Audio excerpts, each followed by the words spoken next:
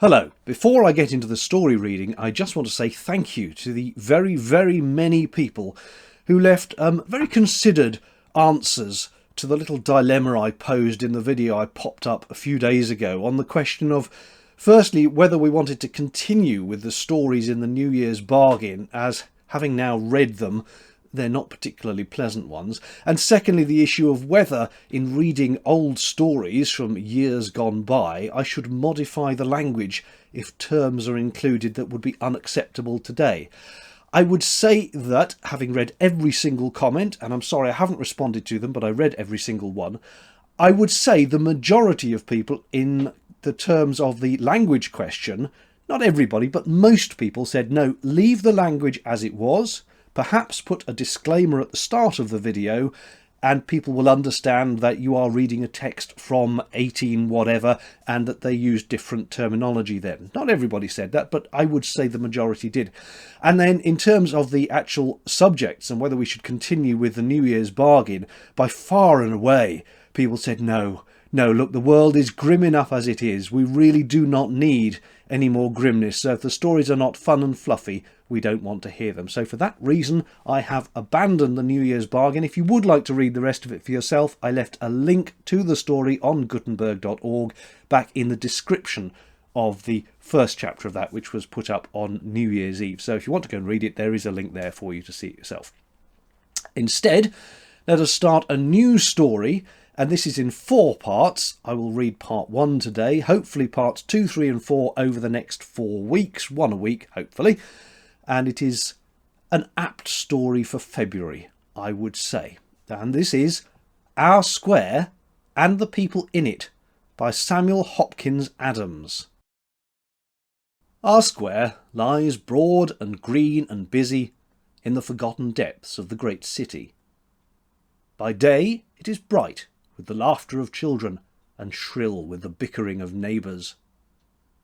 By night the voice of the spellbinder is strident on its corners, but from the remoter benches float murmurs where the young couple sit, and sighs where the old folk relax their weariness. New York knows little of our square, submerged as we are in a circle of slums. Yet for us, as for more Elysian fields, the crocus springs in the happy grass, the flash and song of the birds stir our trees, and romance fans us with the wind of its imperishable wing.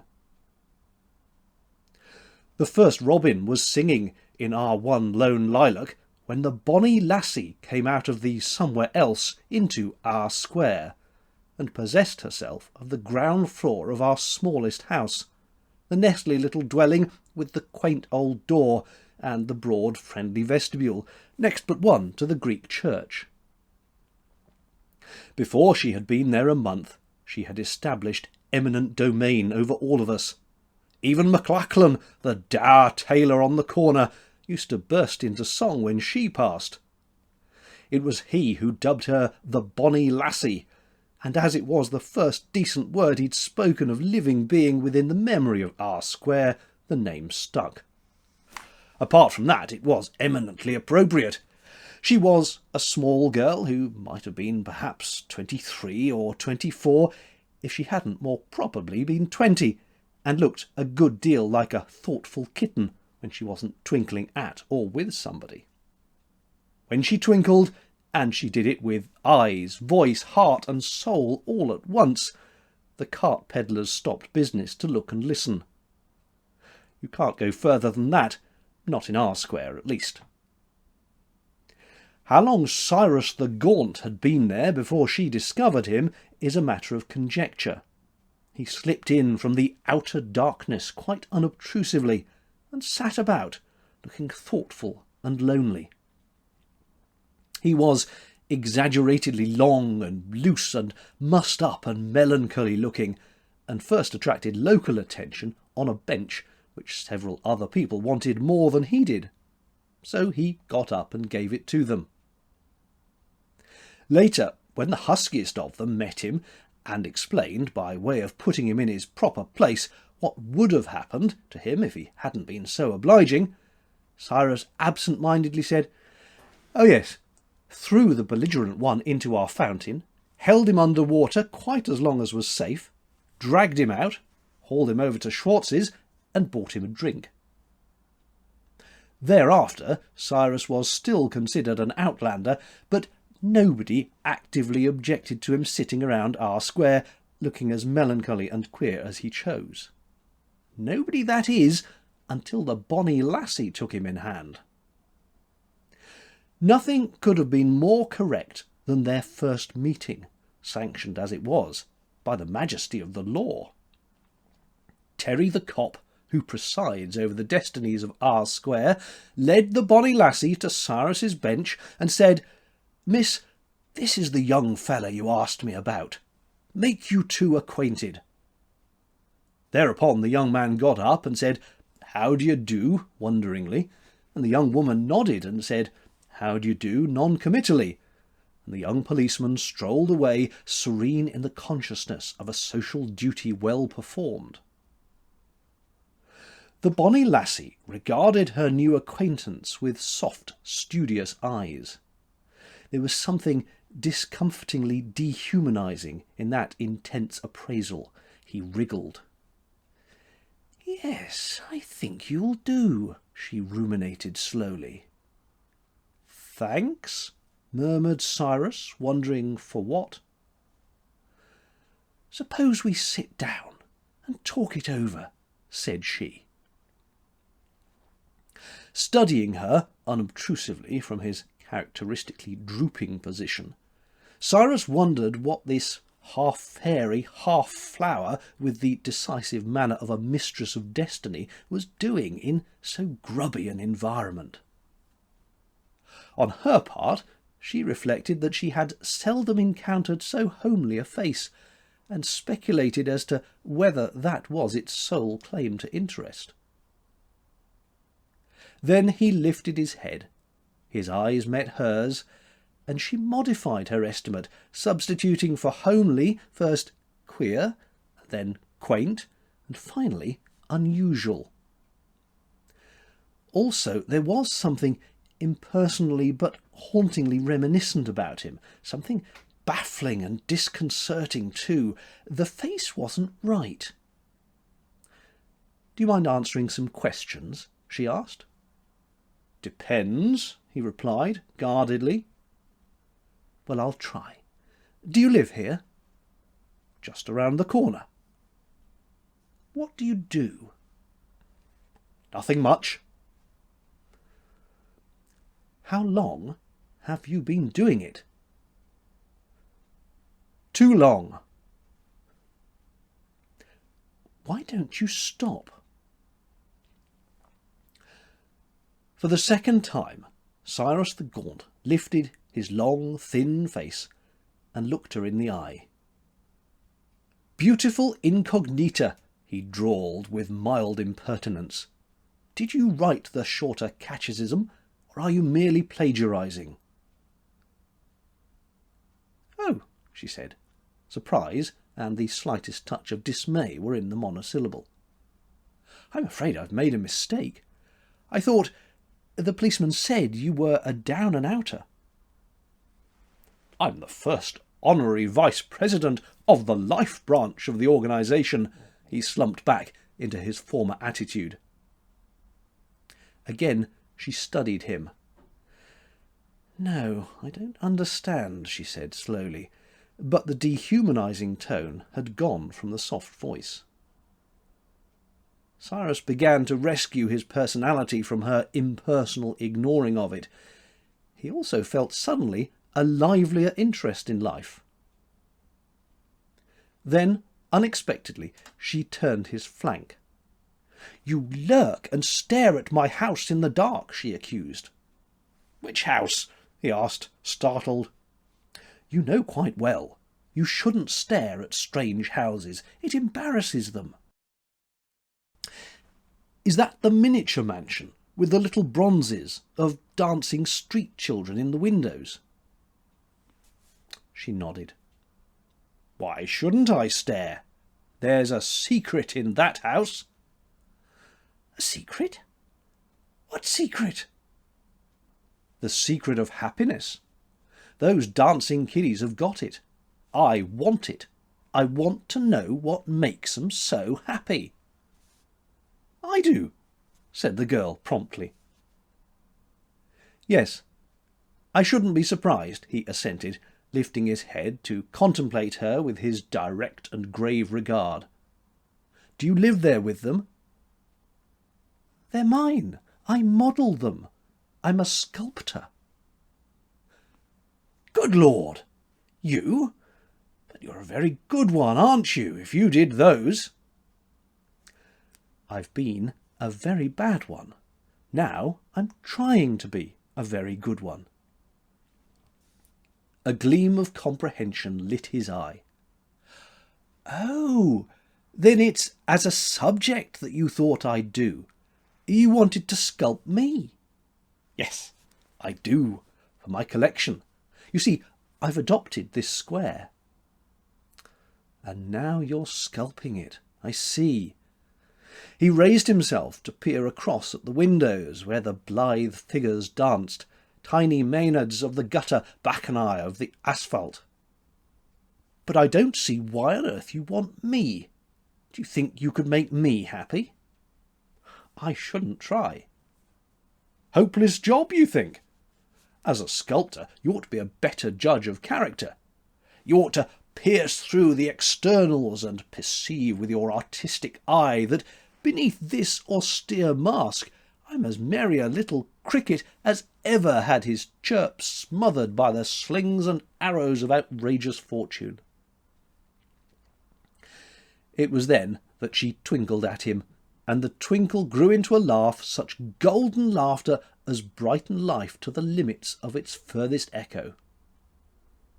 Cyrus had the feeling that the grey April sky had momentarily opened up and sent down a sun-ray to illumine the proceedings. "How wonderfully you mix them!" she cried. "Shall I sculpt you in cap and bells?" "Why should I let you sculpt me at all?" She stopped laughing abruptly and looked up at him with wondering eyes and parted lips, drooping just the tiniest bit at the corners. "Everybody does," she said. At once he understood why everybody did that or anything else she wished. "All right," he yielded. "What am I to sit for?" 50 cents an hour. Then the bonny lassie got her second surprise from him. His face changed abruptly. An almost animal eagerness shone in his eyes. He began, and then recovered himself. "Pardon my performing like a deranged steam whistle, but do I understand that you offered to pay me for sitting about doing nothing while you work? Did all those cheerful dancers in the window collect pay at that rate?" "Some of them did. Others are my friends." "Ah, you draw social distinctions, I perceive." "I think we needn't fence," said the girl spiritedly. "When I came to you, I thought you were of our square. If you will tell me just what variety of masquerader you are, we shall get on much faster." "Do you think I don't belong quite as much to our square as you do?" "Oh, this is my workshop, this is my life. But I should have suspected you from the first word you spoke. What are you? Don't tell me that you are here settlementing or socialising or improving the condition of somebody else, because I really do need your face," she concluded with convincing earnestness. "It's yours at 50 cents an hour." "And you're not an improver?" "Absolutely not. Do I look as if I'd improved myself?" "You wouldn't do at all for my present purposes improved," she observed. "Please don't forget that. When can you come to me?" "Any time." "Haven't you anything else to do?" "Nothing but to look out for odd jobs. That's why I'm so grateful for regular employment." "But this isn't regular employment." His face fell.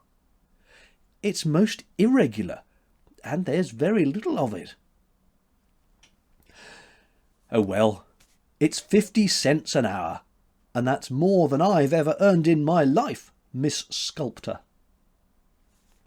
I am Miss Willard. Then, Miss Willard, you're employing Cyrus Murphy. Do you think I'll sculp up like a Murphy? I don't think you'll sculp up like a Murphy at all, and I've too many friends who are Murphys to believe that you are one. In fact, I could do you much better if I knew what you are. That's quite simple. I am a suicide. I walked right spang over the edge of life and disappeared. Splash! Bubble, bubble! There goes nothing. The only difference between me and a real suicide is that I have to eat. At times it's difficult. Haven't you any trade? Can't you do anything? With a sweep of her little hand, she indicated the bustling activities with which the outer streets whirred. Isn't there any place for you in all this? He contemplated the world's work as exemplified around our square. His gaze came to rest upon a steamroller ponderously clanking over a railed-off portion of the street. I suppose I could run that. Could you? That's a man's job, at least. Have you ever run one? No, but I know I could.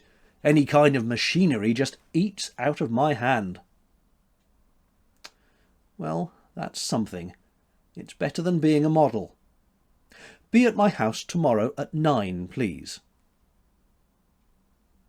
For an hour thereafter, Cyrus the Gaunt sat on the bench, musing upon a small, flower-like, almost absurdly efficient young person who had contracted, as he viewed it, to inject light and colour into life at 50 cents an hour, and who had plainly intimated that, in her view, he was not a man.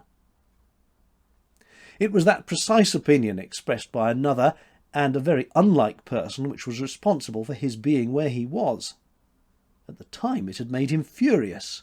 Now it made him thoughtful.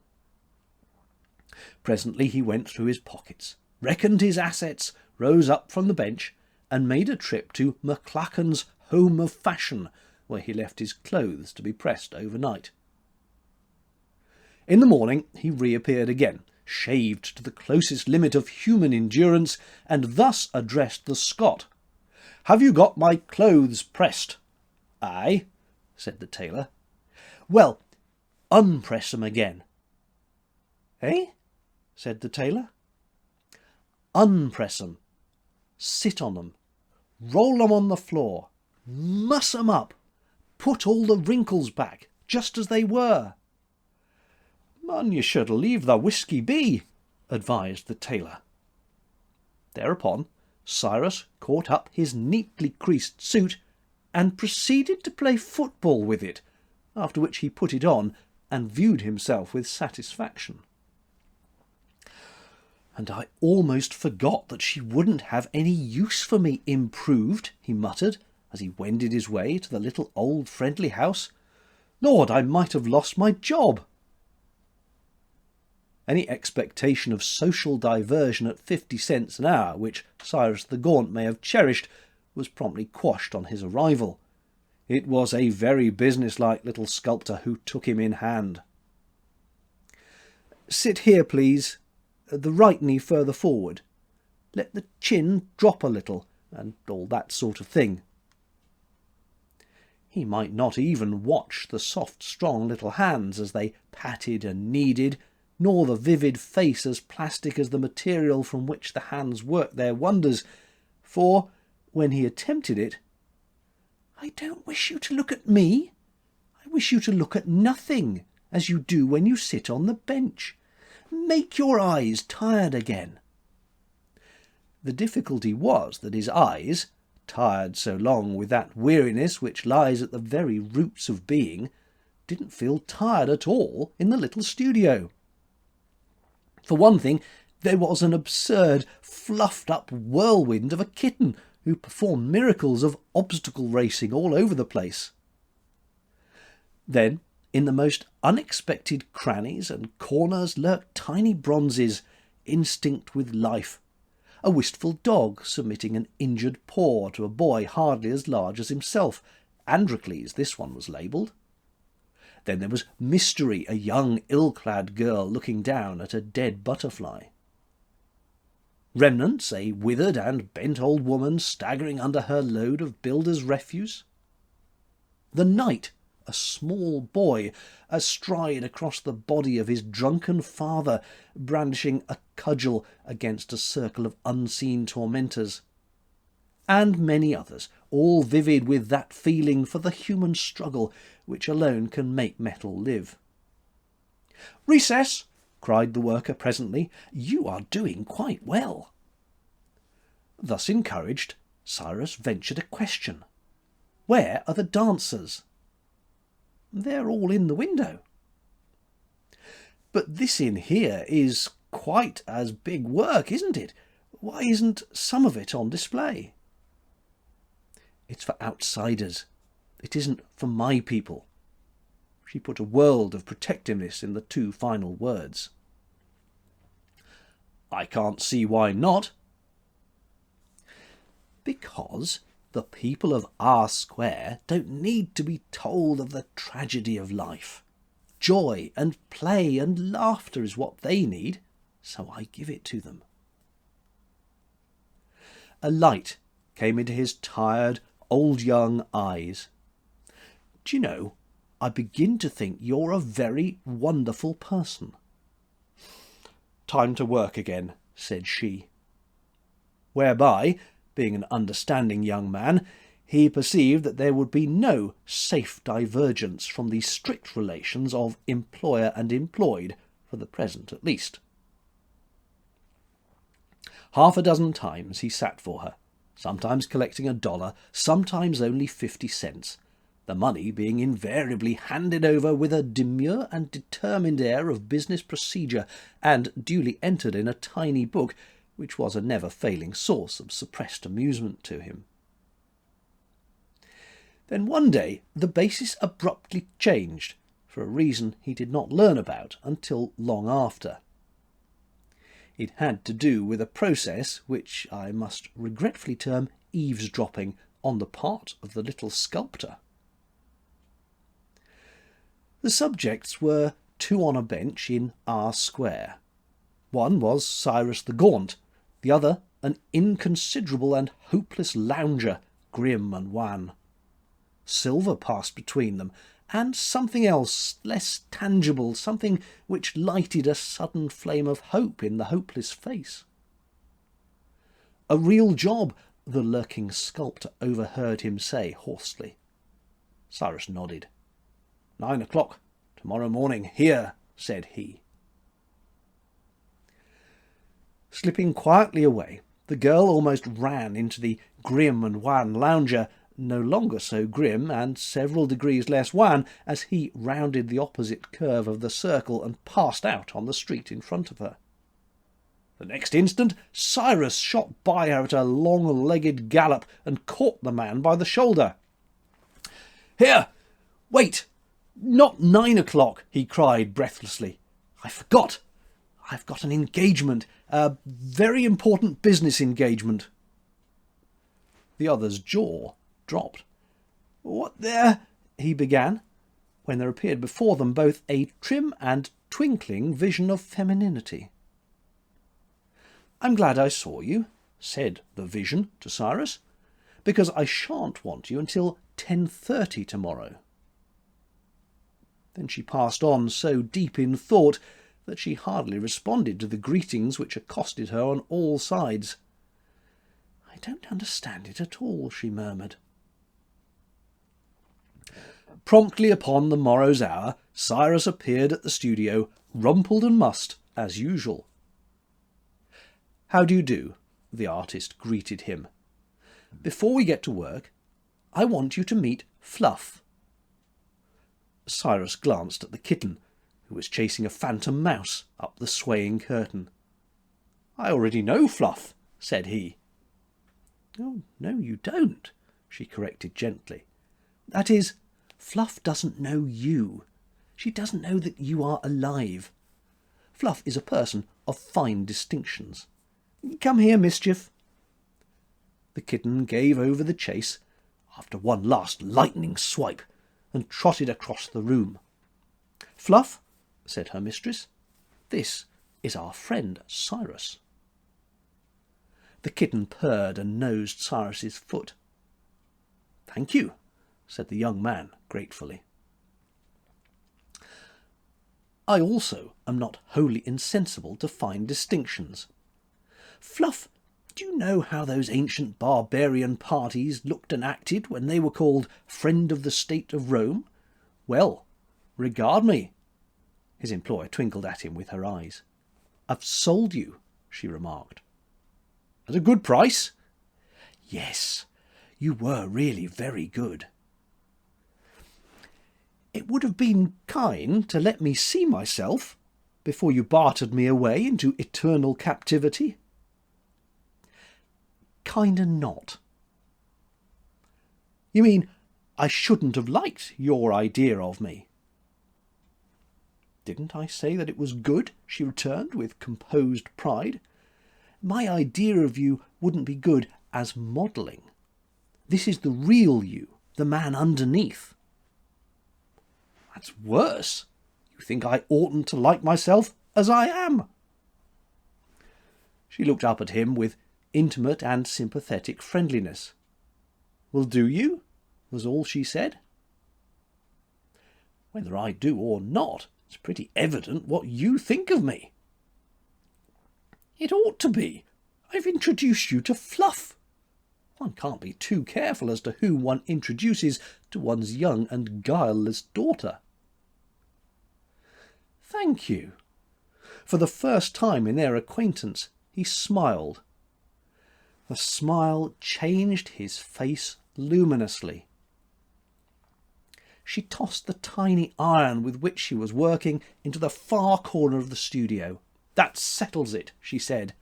"I'm through." "For the day?" "Wrong.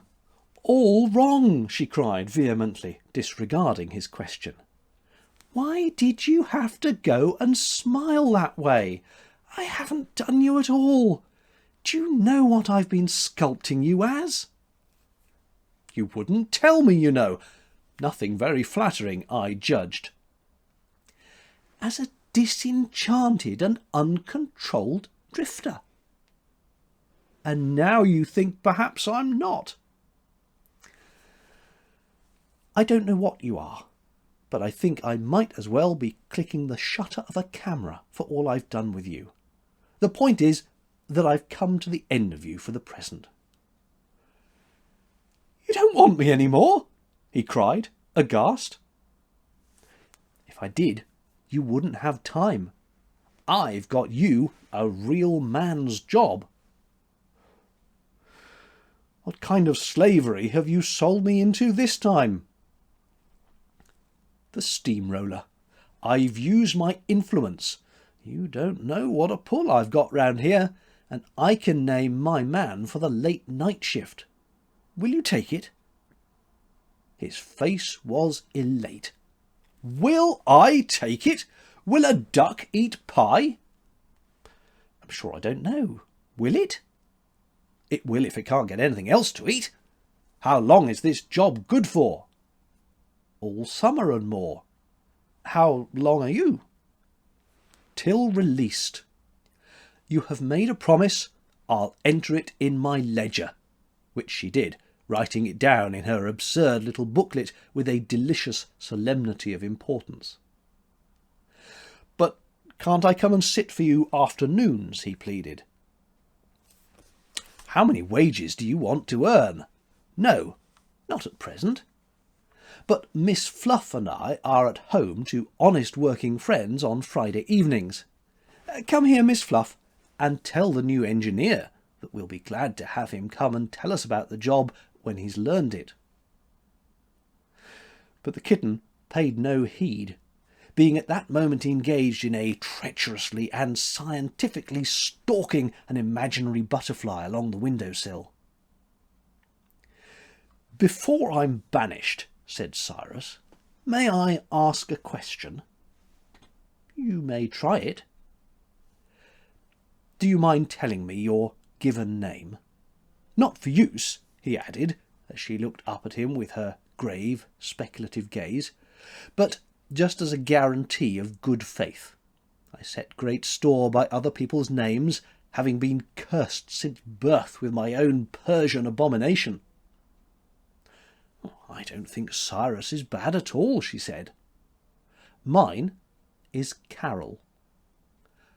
"Oh," he said blankly. "Don't you like it?" "It's a very nice name for some people," he said guardedly. "You don't like it? Why?" There was no evading the directness of that demand. "I never knew but one girl named Carol," he said. "She squinted." "What of it? I don't squint, do I? Do I? Do I?" With each repetition of her defiance, she took one step nearer him, until at the last she was fairly standing on tiptoe under his nose.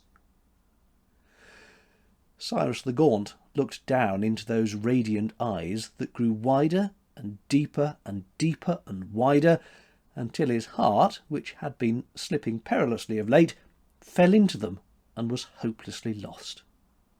"Do I?" she demanded once more.